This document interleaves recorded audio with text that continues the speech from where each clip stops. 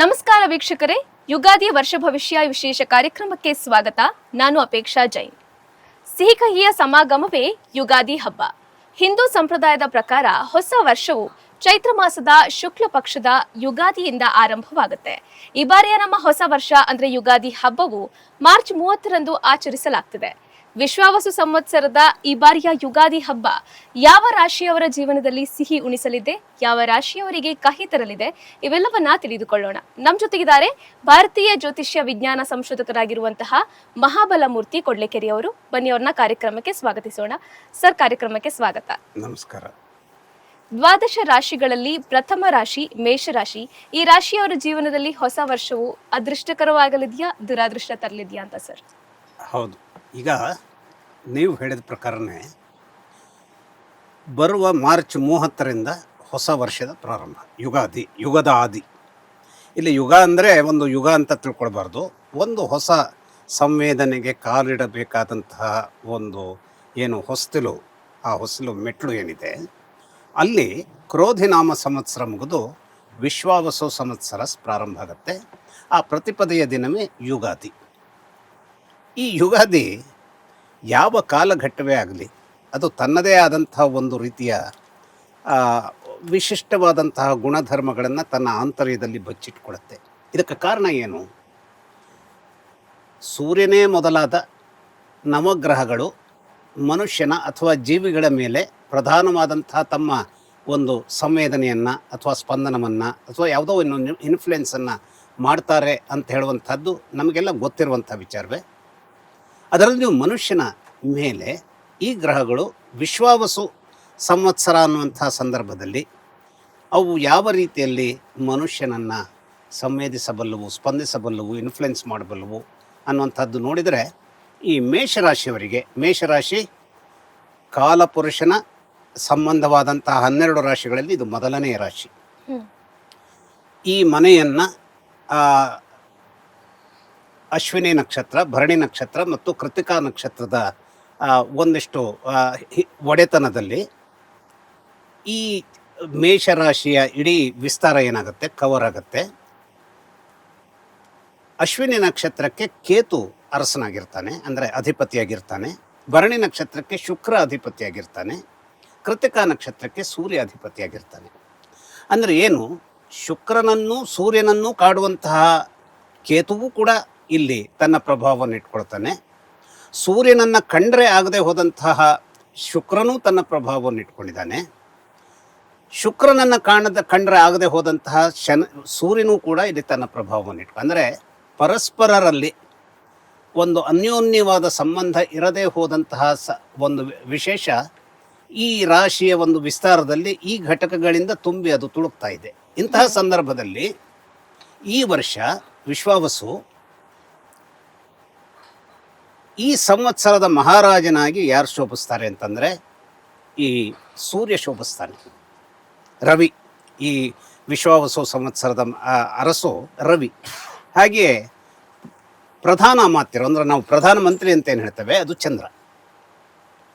ಈ ಎಲ್ಲ ವಿಷಯಗಳನ್ನು ಗಮನಿಸಿದಾಗ ಈ ರಾಶಿಯವರ ಸಂದರ್ಭಕ್ಕೆ ರವಿ ತನ್ನ ಸಂಪೂರ್ಣವಾದಂಥ ಫಲವನ್ನು ಕೊಡಲಿಕ್ಕೆ ಸಾಧ್ಯವಾಗದೇ ಹೋದಂತೆ ಆರ್ಥಿಕ ಕ್ಷೇತ್ರದ ಯಜಮಾನನಾದಂಥ ಶುಕ್ರ ತನ್ನದೇ ಆದಂಥ ಸ್ವರೂಪದಲ್ಲಿ ರವಿಯನ್ನು ಕಾಡಲಿಕ್ಕೆ ಶುರು ಮಾಡಬೇಕಾದಂಥ ಅವಧಿ ಈ ಒಂದು ವರ್ಷದ ಕಾಲಘಟ್ಟ ಇರೋದರಿಂದ, ಹಾಗೂ ಈ ಕಾಲಘಟ್ಟದ ಅವಧಿಯಲ್ಲಿ ತಾನು ತೊಂದರೆಯನ್ನು ಸೂರ್ಯನಿಗೆ ಕೊಡಬಹುದಾದಂಥ ಸಂದರ್ಭದಲ್ಲಿ ಆ ತೊಂದರೆಗೆ ಕೊಡಬೇಕಾದಂಥ ಶಕ್ತಿ ಶುಕ್ರನಿಗೆ ಎಲ್ಲಿಂದ ದೊರಕತ್ತೆ ಅಂತಂದರೆ, ಈ ವರ್ಷದ ಅವಧಿಯಲ್ಲಿ ಮೇ ಮಧ್ಯಭಾಗದ ನಂತರದಲ್ಲಿ ಈ ರಾಶಿಯವರು ಈಗ ಇರುವಂತಹ ಗುರುಬಲವನ್ನು ಕಳ್ಕೊಳ್ತಾರೆ.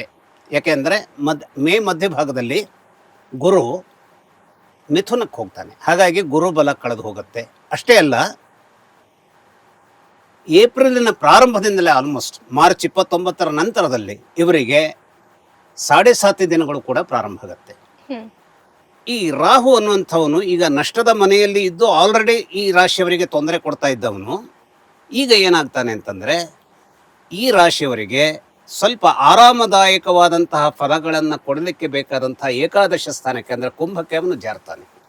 ಹಾಗಾಗಿ ಇವರಿಗದು ಅದೃಷ್ಟದ ವಿಚಾರವಾಗಿ ರೂಪಾಂತರಗೊಳ್ಳುತ್ತೆ. ಅಂದರೆ ಇಲ್ಲಿ ಮುಖ್ಯವಾದದ್ದೇನು, ಶನೈಶ್ಚರನ ಮೂಲಕ, ಗುರುವಿನ ಮೂಲಕ, ಶುಕ್ರನ ಮೂಲಕ ಅನೇಕ ರೀತಿಯ ತೊಂದರೆಯೇ ಎದುರಾದರೂ ಕೂಡ ಈ ರಾಶಿಯವರಿಗೆ ಸರ್ಪದ ಮುಖಾಂತರವಾದ, ಅಂದರೆ ರಾಹುವಿನ ಮುಖಾಂತರವಾದ ಅನೇಕ ರೀತಿಯ ಲಾಭ ಇವರಿಗೆ ಈ ವರ್ಷದ ಇಡೀ ವಿಸ್ತಾರದಲ್ಲಿ, ಈ ರಾಹು ಕೂಡ ಮೇ ಭಾಗದಲ್ಲಿ ಏನಾಗ್ತಾನೆ, ಅವನು ಕುಂಭರಾಶಿಗೆ ಬರ್ತಾನೆ. ಕುಂಭರಾಶಿಗೆ ಬಂದಿರೋದ್ರಿಂದ ಈ ರಾಹು ಯಾವ್ಯಾವ ಸ್ವರೂಪದಲ್ಲಿ ಇರ್ತಾನೆ, ಹಾಗಾದರೆ ಅವನು ಯಾವ ಸ್ವರೂಪದಲ್ಲಿ ಮೇಷರಾಶಿಯವರಿಗೆ ಮೂಲ ಜಾತಕದಲ್ಲಿ ಇದ್ದಾನೆ ಅನ್ನುವಂಥದ್ದನ್ನು ಕೂಡ ಸ್ಟಡಿ ಮಾಡಬೇಕಾಗತ್ತೆ. ಆ ಸ್ಟಡಿಯನ್ನು ಮಾಡಿಕೊಂಡಾಗ ಅನೇಕ ರೀತಿಯ ಒಳಿತುಗಳನ್ನು ತಂದಿರುವಂತಹ ಸಂಬಂಧ, ಅದು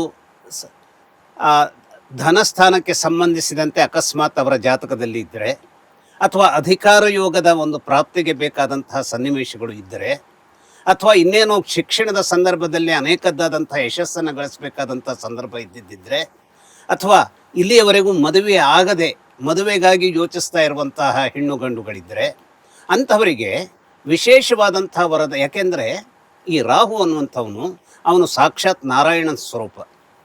ಹಾಗಾಗಿ ನಾರಾಯಣ ಎಲ್ಲಿದ್ದಾನೋ ಅಲ್ಲಿ ಲಕ್ಷ್ಮಿ ಇರ್ತಾಳೆ. ಹಾಗಾಗಿ ಎಲ್ಲಿ ಲಕ್ಷ್ಮಿ ಮತ್ತು ನಾರಾಯಣರಿದ್ದಾರೋ ಅವರು ಈ ಮದುವೆಯ ಸಂದರ್ಭದ ವಿಚಾರಕ್ಕೆ ಮೇಷರಾಶಿಯವರಿಗೆ ಒಳಿತನ್ನು ಮಾಡ್ತಾರೆ. ಆದರೆ ವಿಶೇಷವಾಗಿ ಈ ಶನಿ ಕಾಟದ ದಿನಗಳು ಇದ್ದಿರೋದ್ರಿಂದ ಸ್ವಲ್ಪ ಗಡಿಬಿಡಿಯನ್ನು ಇವರು ಮಾಡ್ಕೊಳ್ತಾರೆ ಈ ವಿಚಾರದಲ್ಲಿ ಅಂತ ಹೇಳಿದ್ರೆ, ಜೀವನ ಪೂರ್ತಿ ತೊಂದರೆಯನ್ನು ಎದುರಿಸಬೇಕಾದಂತಹ ವಿಚಿತ್ರವಾದ ಘಟ್ಟಕ್ಕೆ ಇವರು ಕೂಡಿಸ್ಕೊಳ್ಳೋದಕ್ಕೆ ಸಾಧ್ಯತೆ ಇರುತ್ತೆ. ಹಾಗಾಗಿ ವಿಶೇಷವಾದಂಥ ಅವಸರವನ್ನು ಮಾಡಬಾರ್ದು. ಅದರಂತೆಯೇ ಈ ರಾಶಿಯವರಿಗೆ ಮೂಲಭೂತವಾಗಿ ಶನೈಶ್ಚರನೇ ಕರ್ಮಸ್ಥಾನದ ಯಜಮಾನನೂ ಆಗಿರೋದ್ರಿಂದ, ಹಾಗಾದರೆ ಕರ್ಮಸ್ಥಾನದ ಯಜಮಾನ ಅಂದ್ರೇನು, ಮಕರ ರಾಶಿಯ ಯಜಮಾನನಾಗಿರ್ತಾನೆ. ಹಾಗಾಗಿ ಮಕರ ರಾಶಿಯ ಯಜಮಾನನಾಗಿ ಶನೈಶ್ಚರ ಶನಿ ಕಾಟದ ದಿನಗಳನ್ನು ತನ್ನಂಥವನಾಗಿರೋದ್ರಿಂದ ಅವನ ಜಗಳ ಯಾರ ಜೊತೆಗಿರುತ್ತೆ ಅಂತಂದರೆ ಚಂದ್ರನ ಜೊತೆಗಿರುತ್ತೆ. ಈ ಶನಿ ಕಾಟದ 7.5 ದಿನಗಳಲ್ಲಿ ಈ ಚಂದ್ರ ಇವರಿಗೆ ಯಾರು ಅಂತಂದರೆ 4ನೇ ಮನೆ ಯಜಮಾನನಾಗಿ ಸುಖಸ್ಥಾನದ ಅಧಿಪತಿಯಾಗಿರ್ತಾನೆ. ಶನೈಶ್ಚರ ಸುಖವನ್ನು ತಂದು ಕೊಡಬೇಕಾದಂತಹ ಚಂದ್ರ ಮೇಲೆ ತನ್ನ ಗದಾಪ್ರಹಾರವನ್ನು ಮಾಡೋದ್ರಿಂದ, ಹಾಗೂ ಸುಖವನ್ನು ತರಬೇಕಾದಂತಹ ಗದಾಪ್ರಹಾರ ಮಾಡಿಸಿಕೊಂಡಂತಹ ಚಂದ್ರ ಶನೈಶ್ಚರನ ಮೇಲೆ ಗದಾಪ್ರಹಾರ ಮಾಡೋದ್ರಿಂದ ಕೆಲಸದ ಸ್ಥಳದ ಆ ಅಸ್ತವ್ಯಸ್ತತೆಯಿಂದಾಗಿ ಸುಖವನ್ನು ಕಳೆದುಕೊಳ್ಳುವಂತಹ ವಿಚಾರವು ಏನಾಗುತ್ತೆ, ಮೇಷರಾಶಿಯವರಿಗೆ ಪ್ರಧಾನವಾದ ಹಿನ್ನಡೆಯಾಗಿ ಅದು ಸಾಗುತ್ತೆ. ಅಕಸ್ಮಾತ್ ಇವರು ಗುರುಬಲವನ್ನು ಕಳ್ಕೊಂಡಿದ್ದರೂ ಕೂಡ ರಾಹುವಿನ ನಾರಾಯಣನ ಅನುಗ್ರಹದಿಂದಾಗಿ ಮದುವೆ ಆಗಬೇಕಾದಂತಹ ವಿಚಾರಕ್ಕೆ ಇವರಿಗೆ ಒಂದಿಷ್ಟು ಸಕಾರಾತ್ಮಕವಾದಂತಹ ಸಪೋರ್ಟ್ ಸಿಕ್ಕಿದರೂ ಕೂಡ ಗಡಿಬಿಡಿಯನ್ನು ಮಾಡಿಕೊಳ್ಳುವಂತಹ ವಿಚಾರಕ್ಕೆ ಇವರು ಕೈಯನ್ನು ಹಾಕಬಾರ್ದು. ಗಡಿಬಿಡಿ ಹೇಳುವಂಥದ್ದು ಬರೀ ಮದುವೆ ಅನ್ನುವಂಥದ್ದಕ್ಕೆ ಮಾತ್ರ ಅಲ್ಲ, ಕೆಲಸದ ಸ್ಥಳದಲ್ಲಿಯೂ ಹೌದು, ಅಥವಾ ಯಾವುದೇ ವಿಚಾರದಲ್ಲಿ ಹಣಕಾಸನ್ನು ಸರ್ರನೆ ಖರ್ಚು ಮಾಡುವಂಥದ್ದು. ಯಾಕೆಂದರೆ ಹಣಕಾಸನ್ನು ನಿಯಂತ್ರಿಸುವಂತಹ ಗ್ರಹ ಈ ರಾಶಿಯವರಿಗೆ ಯಾರು ಅಂತಂದರೆ ಅವನು ಮುಖ್ಯವಾಗಿ ಶುಕ್ರನಿರ್ತಾನೆ. ಈ ಶುಕ್ರ ಇವರ ಪಾಲಿಗೆ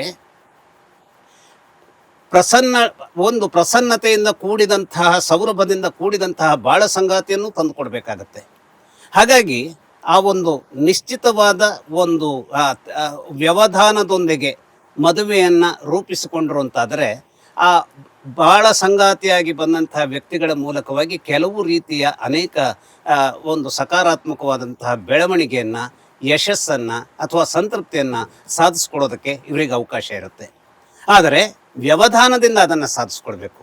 ಗಡಿಬಿಡಿಯನ್ನು ಮಾಡುವುದರ ಮೂಲಕ ಯಾವುದೇ ರೀತಿಯ ಸಾಧಕ ಬಾಧಕಗಳನ್ನು ಯೋಚಿಸದೆಯೇ ಇವರು ಹೆಜ್ಜೆ ಇಡಿಸಿದರು ಅಂತಾದರೆ ಅದು ದೊಡ್ಡ ರೀತಿಯ ತೊಂದರೆಗೆ ಕಾರಣವಾಗುವಂತಹ ದುರ್ಭರವಾದ ಸ್ಥಿತಿಯನ್ನು ನಿರ್ಮಾಣ ಮಾಡಿಬಿಡೋದಕ್ಕೆ ಸಾಧ್ಯತೆ ಇರುತ್ತೆ. ಹಾಗಾಗಿ ಶನಿ ಕಾಟದ ದಿನಗಳಿರೋದ್ರಿಂದ, ಶನಿ ಕಾಟದ ದಿನಗಳು ಇದ್ದಿರಲಿಲ್ಲ ಅಂತಾದರೆ ಅಕಸ್ಮಾತ್ತಾಗಿ ಈ ಈಗ ಇವರು ಗುರುಬಲವನ್ನು ಕಳ್ಕೊಳ್ತಾರೆ. ಗುರುಬಲ ಕಳ್ಕೊಳ್ಳೋದ್ರಿಂದ ತೊಂದರೆ ಆಗ್ತಿರಲಿಲ್ಲ. ಆದರೆ ಇವರು ನಿಜವಾದ ಅಗ್ನಿ ಪರೀಕ್ಷೆಯನ್ನು ಎದುರಿಸಬೇಕಾದಂತಹ ಸಂದರ್ಭ ಎಲ್ಲಿ ಬರುತ್ತೆ ಅಂತಂದರೆ ಆ 7.5 ವರ್ಷದ 7.5 ಶನೈಶ್ಚರನ ಕಾಟ ಸುಖವನ್ನು ಕಳ್ಕೊಡುವಂತಹ ಅಸಂಗತ ವಿಚಾರ ಇವರಿಗೆ ಸಾಧ್ಯವಾಗೋದ್ರಿಂದ ಎಲ್ಲ ವಿಚಾರಗಳಲ್ಲಿಯೂ ತಾಳ್ಮೆಯ, ಸಾಧಕ ಬಾಧಕಗಳನ್ನು ಯೋಚಿಸುವ ಜಾಣ್ಮೆಯ ಹೆಜ್ಜೆಗಳನ್ನು ಇಡಬೇಕಾದಂಥದ್ದು ಅನಿವಾರ್ಯ ಇರುತ್ತೆ. ಯಾವುದೇ ರಂಗ ಇರಲಿ, ಈ ಮೇಷರಾಶಿಯವರಿಗೆ ಅನುಕೂಲಕರವಾದದ್ದೇನು ಅಂತಂದರೆ, ಈ ಮೇಷರಾಶಿ ಯಾವಾಗಲೂ ಬೆಂಕಿಯ ತತ್ವದ್ದು. ಈ ಬೆಂಕಿಯ ವಿಚಾರ ಹೇಗಿರುತ್ತೆ ಅಂದರೆ, ಈ ನಮ್ಮ ಭೂಮಿಯಲ್ಲಿ ಬೆಂಕಿ ಯಾವುದನ್ನು ಕೂಡ ಯಾವುದೇ ರೀತಿಯ ಅಕಸ್ಮಾತ್ತಾದ ರೂಪಾಂತರಕ್ಕೆ, ಯಾವುದು ಇದ್ದಿಲ ತುಂಡೋ ಅದನ್ನು ವಜ್ರವನ್ನಾಗಿ ಪರಿವರ್ತಿಸುವಂತಹ, ವಜ್ರವನ್ನು ಇದ್ದಿಲನ್ನಾಗಿ ಪರಿವರ್ತಿಸುವಂತಹ, ಅಗಾಧವಾದಂತಹ ಶಾಖವನ್ನು ಕೊಡುವಂತಹ ಬೆಂಕಿ ಯಾವ ರೂಪಾಂತರಕ್ಕೂ ನಮ್ಮ ಬದುಕನ್ನು ಅದು ಮುಂದೊಯ್ಯಬಹುದು ಅಥವಾ ಹಿನ್ನಡೆಯ ಈ ವಿಚಾರದಲ್ಲಿಟ್ಟು ನಮ್ಮನ್ನು ಪ್ರಪಾತಕ್ಕೆ ತಳ್ಳಬಹುದು. ಹಾಗಾಗಿ ಈ ವರ್ಷ ವಿಶ್ವಾವಸು ಸಂವತ್ಸರದಲ್ಲಿ ಮುಖ್ಯವಾಗಿ ಮೇಷರಾಶಿಯವರು ವ್ಯವಧಾನದೊಂದಿಗೆ, ತಾಳ್ಮೆಯೊಂದಿಗೆ ಹೆಜ್ಜೆ ಇಡಬೇಕಾದಂತಹ ಸಂದರ್ಭಗಳಿರ್ತವೆ. ಅದರಲ್ಲೂ ದಾಂಪತ್ಯದ ಸಂದರ್ಭ, ಹೊಸದಾಗಿ ಮದುವೆಯಾಗುವಂಥವರು ಸ್ವಲ್ಪ ತಾಳ್ಮೆಯೊಂದಿಗೆ ಬಾಳ ಸಂಗಾತಿಯನ್ನು ಹುಡುಕೊಳ್ಳುವಂಥ ವಿಚಾರದಲ್ಲಿ, ಆರ್ಥಿಕವಾದಂತಹ ವಿಚಾರದಲ್ಲಿ ಅನೇಕ ರೀತಿಯ ಜಾಣ್ಮೆಯಿಂದ ಹಣಕಾಸನ್ನು ತೂಗಿಸಬಲ್ಲಂತಹ, ನಿಯಂತ್ರಿಸಬಲ್ಲಂತಹ ಶಕ್ತಿಯನ್ನು ಹೊಂದಿರಬೇಕಾದಂಥ ವಿಚಾರದಲ್ಲಿ, ಈ ಎಲ್ಲ ಸಂದರ್ಭಗಳಲ್ಲಿ ಇವರು ತಮ್ಮದೇ ಆದಂಥ ಒಂದು ನಿಯಂತ್ರಣ ಹೊಂದು ಜೀವನದಲ್ಲಿ ಹೆಜ್ಜೆ ಇಡ್ತಾರೆ ಅಂತಾದರೆ, ಇವರಿಗೂ ಕೂಡ ಈ ಒಂದು ವಿಶ್ವಾಸವನ್ನು ಕಳೆದುಕೊಳ್ಳದೇ ಹೋದಂತಹ ಸನ್ನಿವೇಶವನ್ನು ನಿರ್ಮಾಣ ಮಾಡುತ್ತೆ. ಆದರೆ ಈ ಸಲ ಆ ಒಂದು ದೈವಾನುಗ್ರಹ ಅನ್ನುವಂಥದ್ದು ಏನಿದೆ, ಅದು ಸ್ವಲ್ಪ ಮಟ್ಟಿಗೆ ನಾವು ನಮ್ಮ ತಾಳ್ಮೆಯಿಂದ ಇದನ್ನು ಸಾಧಿಸಬೇಕೇ ಹೊರತು ತಂತಾನಾಗಿ ಅದು ಬರುತ್ತದೆ ಅನ್ನುವಂಥದ್ದನ್ನು ಮಾತ್ರ ಗ್ರಹಿಸಬಾರದು. ಹಾಗಾಗಿ ನಿಮ್ಮ ಜೀವನದಲ್ಲಿ ತಾಳ್ಮೆ ಇರಲಿ. ಯುಗಾದಿಯ ಶುಭಾಶಯಗಳನ್ನು ಬಾಸ್ ಟಿವಿಯ ಎಲ್ಲ ಶ್ರೋತೃಗಳಿಗೆ ಹೇಳ್ತಾ ಈ ಒಂದು ವಿಚಾರಕ್ಕೆ ನಾನು ಮುಕ್ತಾಯ ಹಾಡ್ತಾ ಇದ್ದೇನೆ. ಮೇಷರಾಶಿಯ ಶುಭ ಫಲಗಳ ಬಗ್ಗೆ ಸಾಕಷ್ಟು ಮಾಹಿತಿಯನ್ನು ತಿಳಿಸಿಕೊಟ್ರಿ ಗುರುಜಿ, ಧನ್ಯವಾದ. ಲೇಟೆಸ್ಟ್ ಹಾಗೂ ಇಂಟ್ರೆಸ್ಟಿಂಗ್ ಸುದ್ದಿಗಳಿಗಾಗಿ ಬಾಸ್ ಟಿವಿ ಕನ್ನಡ ಚಾನೆಲ್ನ ಸಬ್ಸ್ಕ್ರೈಬ್ ಮಾಡಿ.